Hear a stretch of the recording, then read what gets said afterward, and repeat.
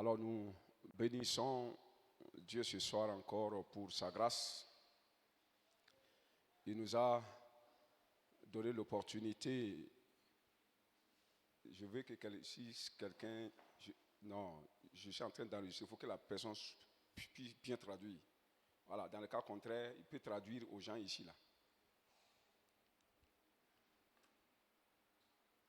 Il peut s'arrêter ici, traduire aux gens qui ont besoin de Djoula ici, là. Alors, j'ai dit que nous bénissons le Seigneur ce soir pour cette grâce.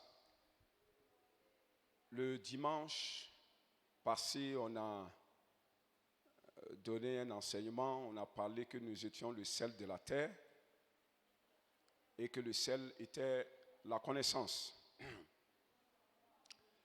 Alors, ce soir, je voulais intituler ma méditation comme suit. La connaissance a un prix à payer et non par la prière. La connaissance a un prix à payer, mais on ne l'obtient pas par la prière. Ok. Donc, je vais lire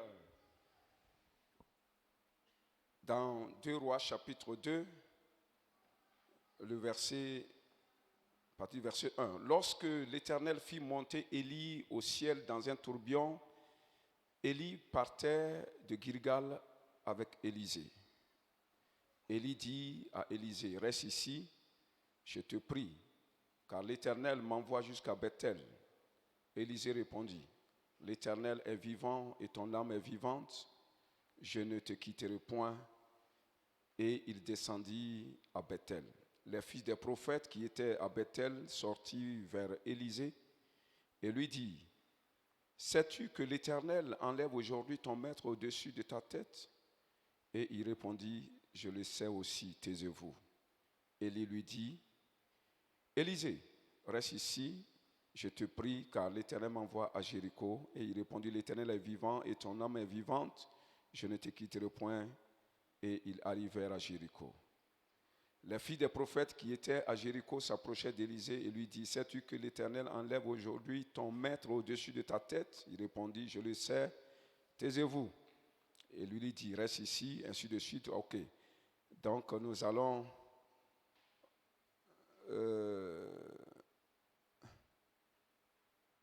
au verset 6. Élie lui dit, reste ici, je te prie, car l'Éternel m'envoie au Jourdain. Il répondit, l'Éternel est vivant et ton âme est vivante, je ne te quitterai point. Et ils poursuivirent tous deux leur chemin. 50 hommes d'entre les filles des prophètes arrivaient et s'arrêtaient à distance vis-à-vis. Ok, Élie prit son manteau, verset 8, et le roula et frappa les eaux, et ils se partageaient ça et là, et ils passaient tous deux à sec.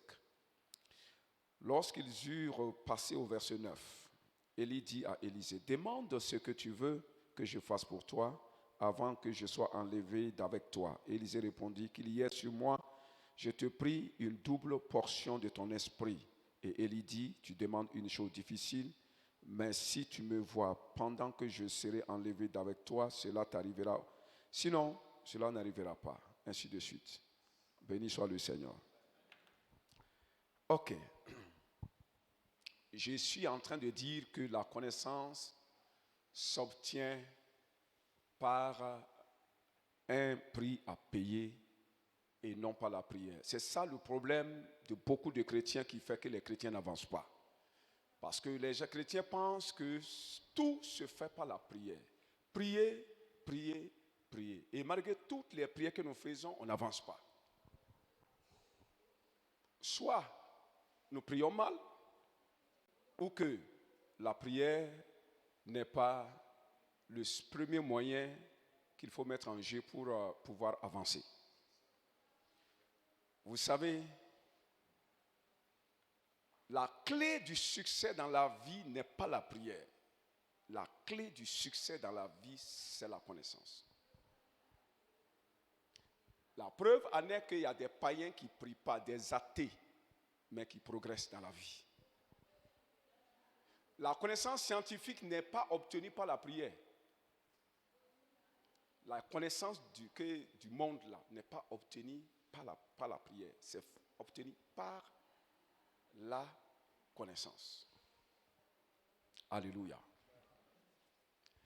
Et la connaissance s'acquiert d'abord par quelqu'un qui a un esprit qui met en avant la connaissance. Quelqu'un qui a un esprit qui met en avance, avant toute chose dans la vie, la connaissance. Il aspire à la connaissance. La connaissance en première position. Pas l'argent, pas le mariage, pas la gloire. Non, la connaissance d'abord. Et la personne met tout en jeu. Comme Proverbe le dit, acquiert la connaissance avec tout ce que tu possèdes.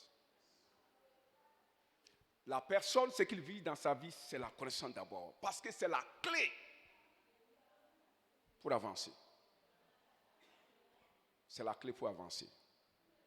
Donc, il y a d'abord ce désir ardent d'obtenir la connaissance. C'est ça qui amène l'homme à payer le prix pour obtenir la connaissance.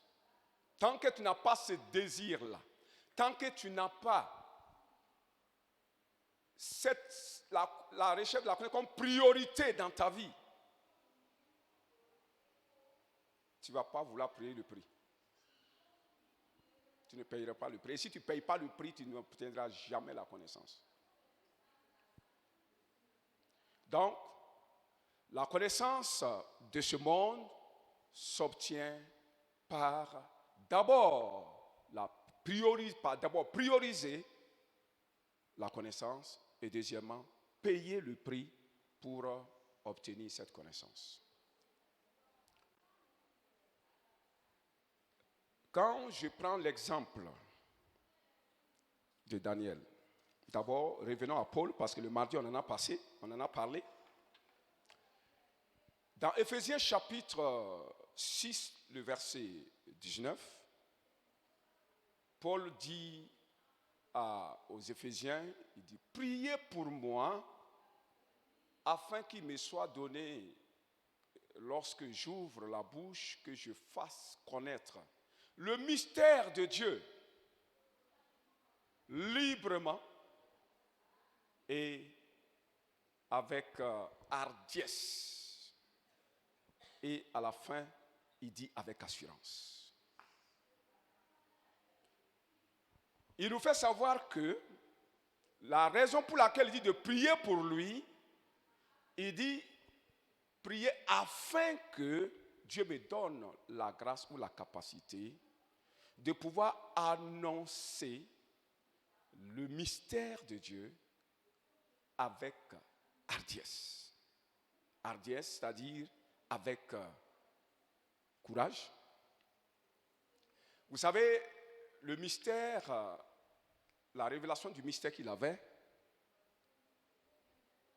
pouvait susciter de l'opposition parce que c'est des choses que tout le monde ne comprend pas. Quand il va annoncer un mystère, les gens seront tentés de contester. Alors, c'est pourquoi il avait besoin de l'esprit d'hardiesse. Malgré que les gens vont s'opposer, qu'il puisse affronter l'opposition et faire connaître la révélation qu'il a, sans trembler, sans se laisser intimider.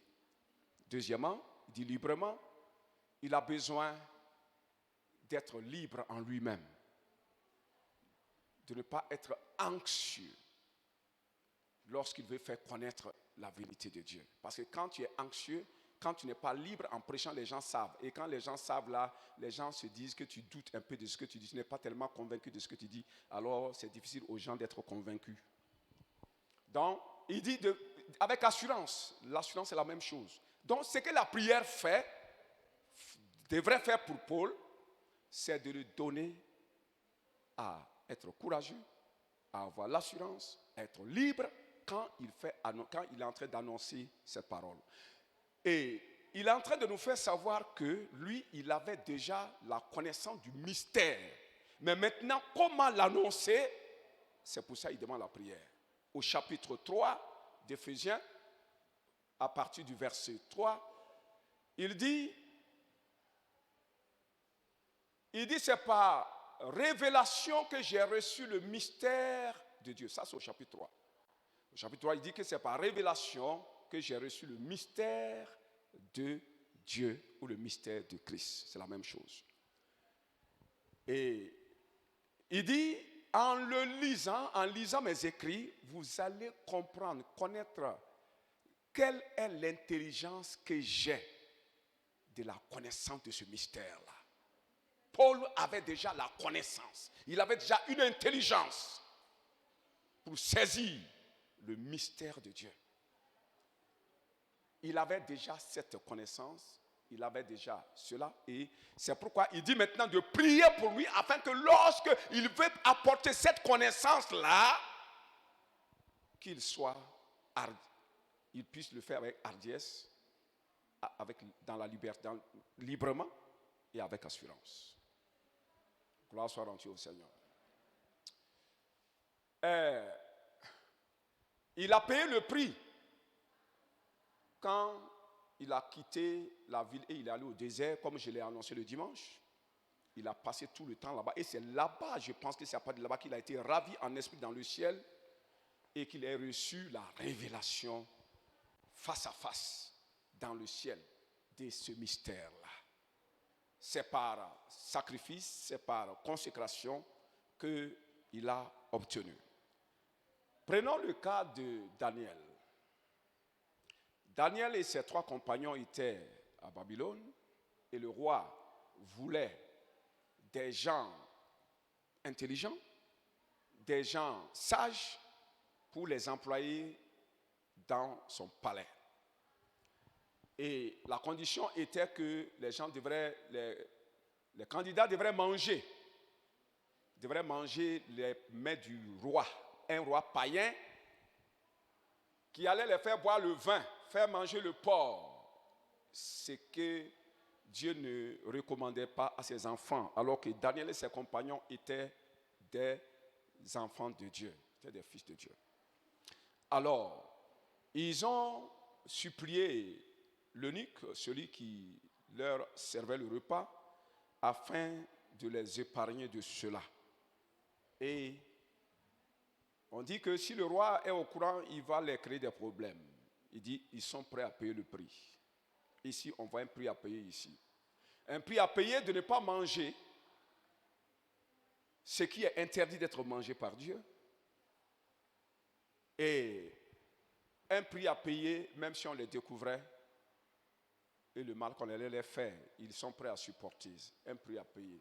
Et quand ils ont payé ce prix-là devant Dieu, alors la Bible nous dit que l'Éternel accorda à Daniel et à ses compagnons la science et l'intelligence. Il leur accorda. On n'a pas vu à quel point où ils ont prié. Ils n'ont pas prié. Ils ont simplement, se sont tellement simplement préservés des choses interdites et parce que eux, ils prônent l'affaire de leur Dieu, la connaissance de leur Dieu. Ils ont prôné la connaissance de leur Dieu. Et sachant qu'ils peuvent avoir la connaissance avec Dieu, Dieu peut leur donner ça. Ils ont payé le prix. On voit ici un prix payé et Dieu leur a donné l'esprit de la connaissance. Il leur a donné l'esprit, on va dire ici l'onction de la connaissance, l'esprit de la connaissance. Comprends ce que je dis car le Seigneur te donnera l'intelligence. Donc, ils ont reçu cet esprit, ils ont reçu l'intelligence et ils avaient la capacité de connaître ce qu'ils voudraient connaître. C'est ça. Ils avaient la capacité de connaître ce qu'ils veulent connaître. S'ils interrogent le Saint-Esprit leur parle. Quand tu dis Saint-Esprit, ce passage que je lis là, je ne comprends pas. Je veux que tu me parles. L'onction est déjà là. Cette capacité est déjà là. L'esprit d'intelligence leur a été déjà donné. C'est déjà là pour leur communiquer ça. Alléluia. Revenons maintenant à notre passage de base où nous parlons d'Élie et Élisée. Élie était le prophète père de tous les prophètes de la nation d'Israël. Et la Bible nous dit qu'il y avait des élèves prophètes, il y avait des élèves prophètes, mais il y a un seul qui était attaché à Élie. C'est Élisée. Élisée est un homme déterminé à vouloir connaître, à être prophète, pas être seulement prophète, mais avoir la connaissance. Pas être prophète seulement, mais avoir la connaissance. Une grande connaissance de Dieu. Alors, le premier sacrifice qu'il a fait est que lorsque Élie a jeté son manteau sur lui, il a su ça, il a vendu, il a pris tous ces bœufs-là, il a sacrifié, il a tout laissé et puis il est parti. Ça, c'est le premier prix qu'il a payé. Il a payé un prix parce qu'il était tellement proche d'Élie, le maître. Et c'est lui qui mettait l'eau dans les mains d'Élie, le maître, et il avait ça. Prouve sa proximité avec le maître. Le fait qu'il était disciple. Il était un prophète disciple. Il n'était pas un élève prophète, mais il était un prophète disciple. Et les autres, eux, ils étaient un peu à l'écart. Ils n'apprenaient pas beaucoup du maître. Mais Élisée, lui, il avait soif de connaître, d'avoir une grande connaissance de Dieu. C'est pourquoi il ne quittait pas d'un pied le maître. Alors, quand le temps est venu pour qu'il s'en aille, qu'il soit enlevé, il a quitté d'un lieu pour aller au Jourdain et ils ont trouvé la première école de prophètes à Gilgal, je pense. Et là, les élèves prophètes ont dit à Élisée, tu sais que ton maître sera enlevé. Ils savent qu'il sera enlevé, mais ils ne veulent pas marcher. Ils s'en foutent de ça. Ils s'en foutent de ça. Donc, il dit, je sais. Élie même l'a dit, reste ici. Il dit, jamais. Ton pied, mon pied. C'est ça. Ton pied, mon pied, parce qu'il recherchait quelque chose. Quelque chose avant tout. Il n'a pas soif de prophétiser. Il veut quelque chose avant tout. Arrivé à Jéricho, les prophètes qui étaient là-bas, le jeune prophète qui était là-bas, ils lui ont dit la même chose. Il dit, taisez-vous, moi je sais qu'il sera enlevé. Alors, ce que vous savez, parce qu'on est tous prophètes, ce que vous savez, moi aussi je le sais. Mais eux, ils se contentaient déjà de ce qu'ils savent. Ils savent des choses. Ils se contentaient. On sait que le maître va être enlevé. Ils sont des prophètes, ils savent, ils ont des connaissances. Mais Élie, ils ont dit que lui aussi, il a cette connaissance-là. Mais lui, il veut plus que ça. Lui, il veut plus que ça. Et quand tu veux plus que ça, tu as besoin de plus de sacrifices. Tu as besoin de plus de prix à payer. C'est là qu'il a traversé ensemble le Jourdain avec son maître quand ce dernier a frappé le Jourdain, l'eau du Jourdain qui s'est divisée en deux. Ils ont passé. Et quand ils ont traversé net, le prophète Élie, le maître, a demandé maintenant à Élisée, qu'est-ce que tu veux que je fasse pour toi avant que je m'en aille? Vu tout le prix que tu as payé là, maintenant je te pose la question, qu'est-ce que tu veux que je te donne? Vous allez vous souvenir de Salomon. Vous allez vous souvenir de Salomon. Salomon a passé toute une nuit à Gabaon à la recherche de Dieu. Il a offert 1000 sacrifices durant toute une nuit. 1000 sacrifices pour chercher la face de Dieu. Qu'est-ce qu'il voulait de Dieu? Quand Dieu est venu se révéler à lui, il dit, demande ce que tu veux. J'ai vu le prix que tu as payé. Maintenant, je te demande, qu'est-ce que tu veux que je te donne? La priorité du roi était la connaissance. C'est ça que j'ai dit. J'ai dit, pour avoir la connaissance, il faut avoir comme priorité d'abord la connaissance elle-même. Il faut avoir la priorité, c'est ça d'abord. Il dit, je veux être l'intelligence. L'intelligence pour faire quoi? Pour connaître. Avoir des connaissances et pouvoir orienter ton peuple dans ta volonté. Quelqu'un dit amen. Je veux la connaissance pour pouvoir gouverner comme roi. Je veux la connaissance pour pouvoir gouverner avec. C'est ça. Et Dieu va lui dire, puisque tu veux que la connaissance, c'est la connaissance que tu veux. Tu vois? Ce que Dieu demande à l'homme de chercher d'abord, c'est la connaissance. Si un chrétien, sa priorité n'est pas la connaissance, un pasteur, sa priorité n'est pas la connaissance, tu n'es pas dans la volonté de Dieu. Non, tu n'es pas dans la volonté de Dieu. Si c'est l'argent que vous venez chercher, c'est prier l'argent, avoir femme, avoir des enfants, avoir quoi. Vous n'êtes pas dans le plan de Dieu. La priorité, c'est la connaissance. Quand il a dit, je veux l'intelligence pour la connaissance, il dit, tu as bien demandé. Non seulement je vais te donner la connaissance, et je vais te donner aussi tout ce que tu n'as pas donné, l'argent, les richesses et tout ce que, la gloire, le règne et puis la domination de tes ennemis. Quand il dit, je vais te donner ça, ce n'est pas qu'il va donner l'intelligence et puis après il va donner aussi ces choses. Non. La connaissance qu'il va lui donner, c'est cette connaissance-là qui va lui soumettre ses ennemis. C'est cette connaissance-là qui va lui donner l'argent. C'est cette connaissance-là qui va... La connaissance, la clé de la réussite. C'est ça. Même en tant que pasteur, c'est la connaissance qui est la clé de ta réussite.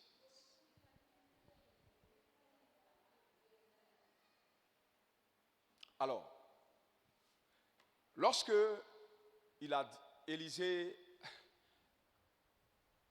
a posé la question à Élisée, Élisée lui a dit, je veux la double onction, le double esprit, le double de ton esprit.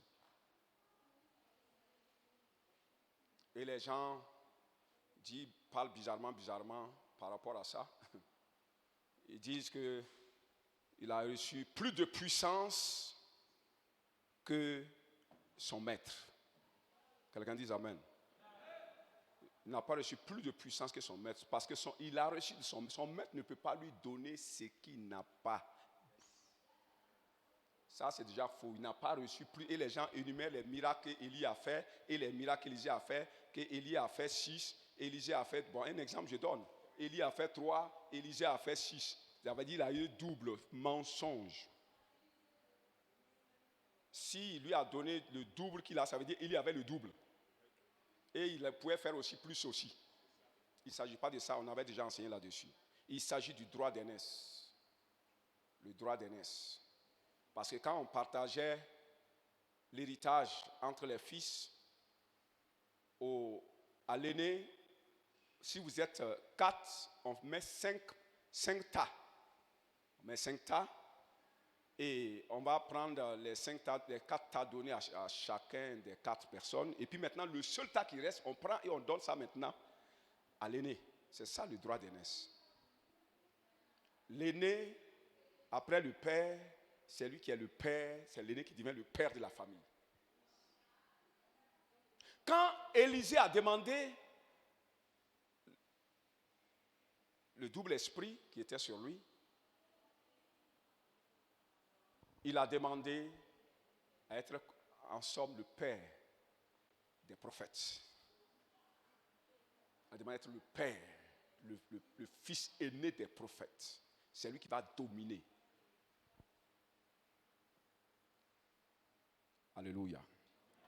Et on lui a donné une condition qu'il a accompli, bien sûr. Il a dit, si vous me voyez monter en haut, alors vous allez avoir ça. Effectivement, Élie est resté, il a été attentif, il a vu Élie monter. Après, Élie a fait tomber son manteau.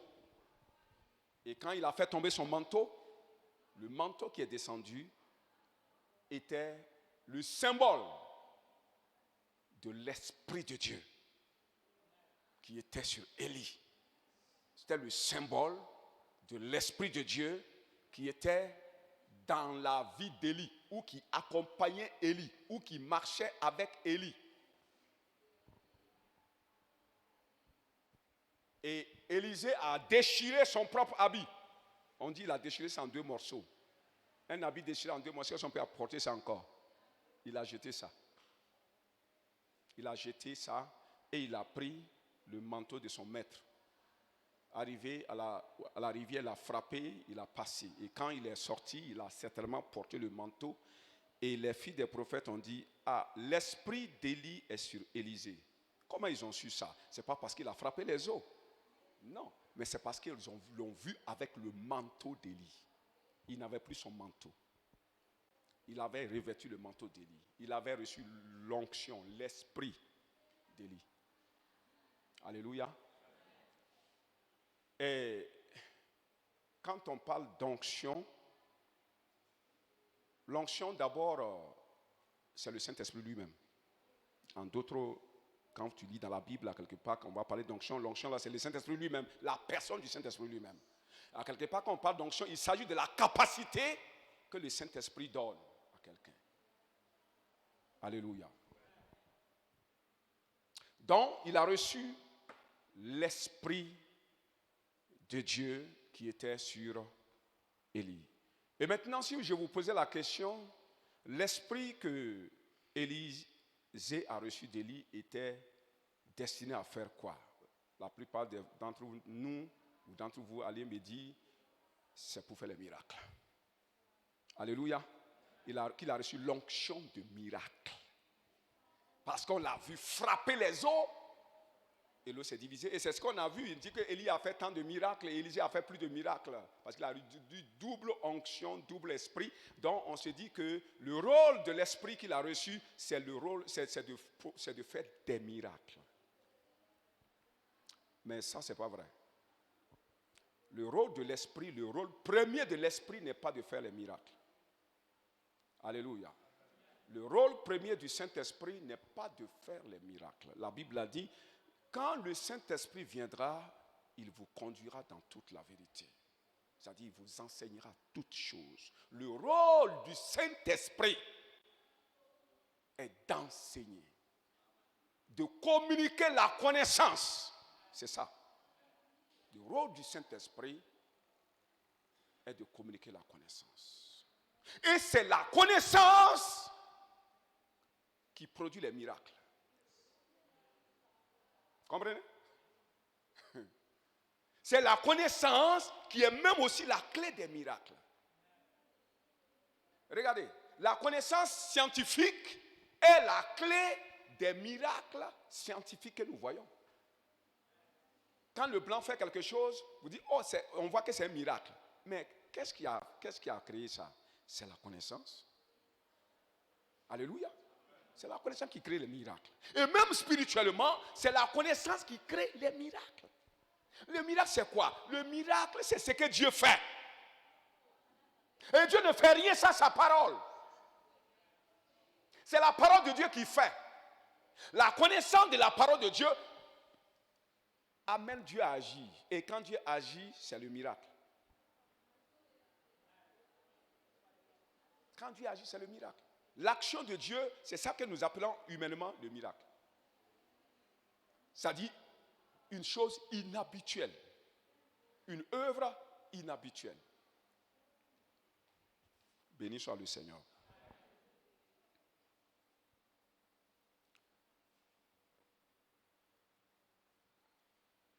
Quand on dit prophète, prophète, c'est celui qui parle de la part de Dieu.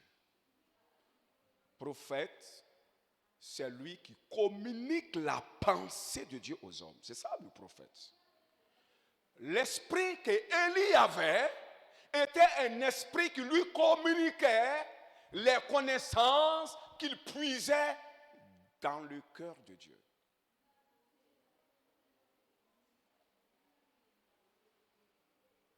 La prophétie, c'est la communication des connaissances de Dieu par le moyen du Saint-Esprit qui sonde le cœur de Dieu et qui révèle ça à l'homme qu'on appelle prophète.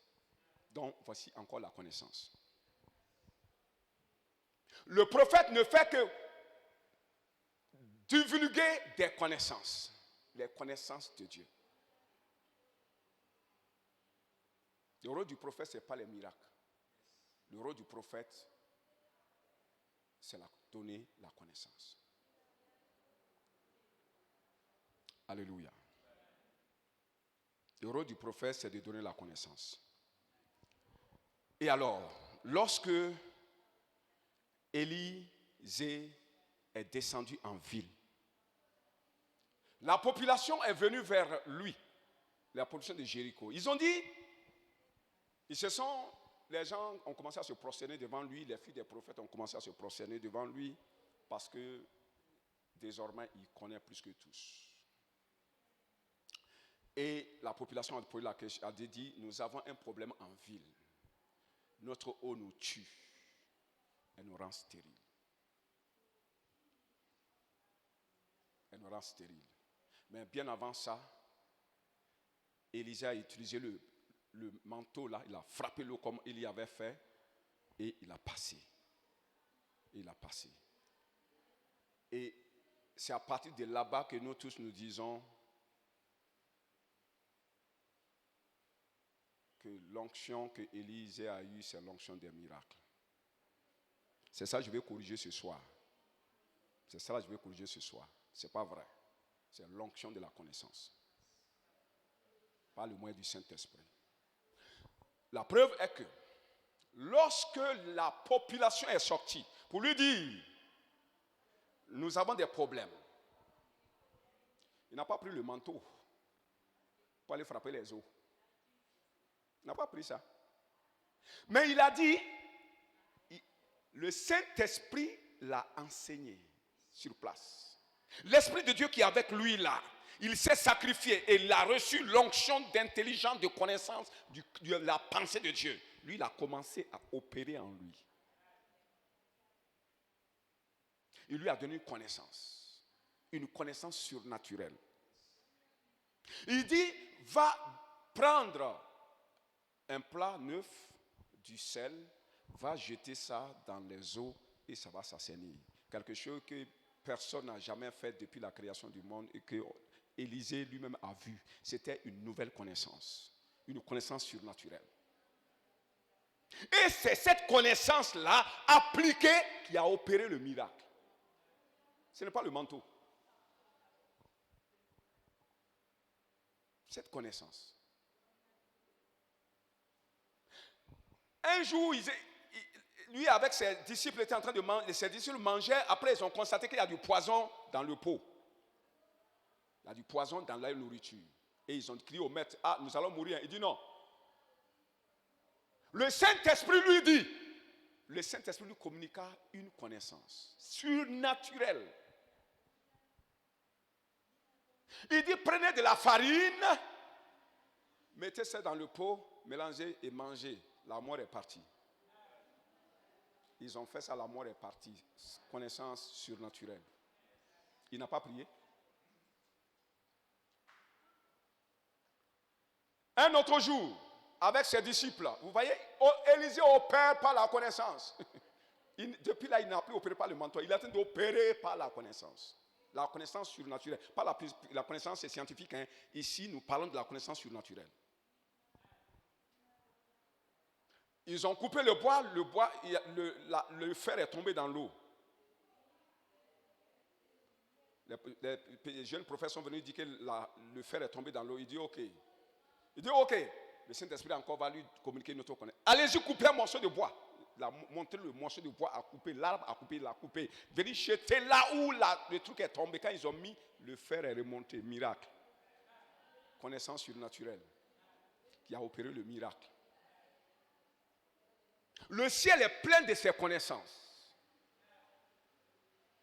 C'est pourquoi le miracle, ce n'est pas la simple prière qui fait le miracle. Mais les paroles divines, inspirées, que nous proclamons dans la prière, c'est elle qui ne revient pas à celui qui a prié sans effet. Il dit, ma parole qui sort, c'est avec Dieu, c'est avec sa parole que Dieu travaille. Avec la parole aussi, l'homme travaille pour opérer les miracles. Quand la parole qui sort de ta bouche est la parole de Dieu, est une inspiration de Dieu, est une révélation de Dieu, que tu appliques là quand elle sort, c'est une connaissance surnaturelle, elle ne reviendra pas sans avoir produit cet effet-là. C'est pourquoi je disais le dimanche, c'est par la connaissance que les prières sont exaucées. C'est par la connaissance que le miracle se fait. Connaissance surnaturelle. Quelqu'un dit Amen. C'est pourquoi, toi et moi, nous devons nous investir dans la connaissance. Nous devons nous investir dans la connaissance, à la recherche de la connaissance. Si tu veux voir des miracles dans ta vie, chrétien, tu veux voir des miracles dans ta vie, tu as déjà des connaissances, parce que chaque dimanche, tel qu'à l'instant même, je suis en train de vous communiquer des connaissances. Ces connaissances, il ne faut pas les rejeter. Il ne faut pas les rejeter. C'est le fait que vous les rejetez, vous ne les pratiquez pas, qui fait que vous ne voyez pas le miracle de Dieu. Et nous prions au hasard. Nous voyons le besoin et nous prions comme nous pensons. Dieu n'exauce pas ça.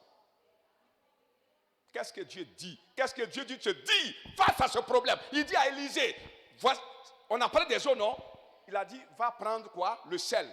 Quand la hache est tombée, est-ce qu'il a dit de prendre le sel? C'est ça, c'est pas la même chose. Chaque parole correspond avec un problème particulier, donné par inspiration. Donc, si nous savons ça, et nous nous investissons à la recherche, nous avons soif de la connaissance, et nous la recherchons en payant le prix, le Saint-Esprit va vous accompagner. Le Saint-Esprit va vous accompagner. Le fait de chercher, désirer, être le rechercher dans sa présence, de Dieu voit dans ton cœur que c'est ça que tu poursuis. Quand tu poursuis ça là, Dieu va te donner ça. Si tu poursuis ça de ton cœur, même sans prier, Dieu va te donner. Élisée a prié, il a seulement poursuivi. On dit, demande ce que tu veux. Et il n'a pas prié, il a demandé. Demander et prier, ce n'est pas la même chose. Il dit, je veux telle chose. On dit, demander, il a dit, je veux telle chose. Ce n'est pas prière. Demande ce que tu veux. On a dit à Élisée, demande ce que tu veux. On a dit à Salomon, demande ce que tu veux. Parce que ça va déjà. C'est ton acte que tu as posé fait que je veux te donner ce que tu veux. Alors maintenant, précise-moi ce que je veux, car je suis prêt à te donner. Il n'y a plus de supplication dans ça. Quand vous avez soif de la connaissance et que vous la poursuivez, Dieu va vous la donner gratuitement. Il va vous donner l'intelligence de l'obtenir gratuitement. On va se tenir debout. On va demander la grâce du Seigneur. C'est une grâce. C'est une grâce. Mais maintenant, ce que nous avons demandé à Dieu, donne-nous la grâce de désirer la connaissance. Donne-nous la grâce de désirer la connaissance. Donne-nous la grâce de désirer la connaissance. Donne-nous la grâce d'avoir soif de la connaissance. Nous savons que si nous avons soif et que nous la poursuivons, tu vas nous la donner. Donc, demandez cette grâce. Parce que le problème ici, c'est de ne pas prioriser la connaissance. Voilà, c'est ce que nous avons comme problème. Alors, demandons à Dieu de nous donner la grâce de prioriser la richesse de la connaissance et qu'il nous donne encore la grâce de rechercher, c'est-à-dire payer le prix pour ça. S'il y a un prix à payer, il faut le payer. Si tu dois laisser ton travail pour venir écouter la connaissance, ça, vous êtes là ce soir, c'est le prix que vous êtes en train de payer comme ça. Et le fait de faire les efforts pour écouter, c'est le prix que vous êtes en train de payer. Vous ne voulez même pas être distrait par quoi que ce soit, c'est le prix que vous êtes en train de payer. Dieu va vous donner, son esprit sera avec vous permanemment pour vous communiquer ces choses-là. Prions au nom de Jésus. Lève la voix et prie le Seigneur.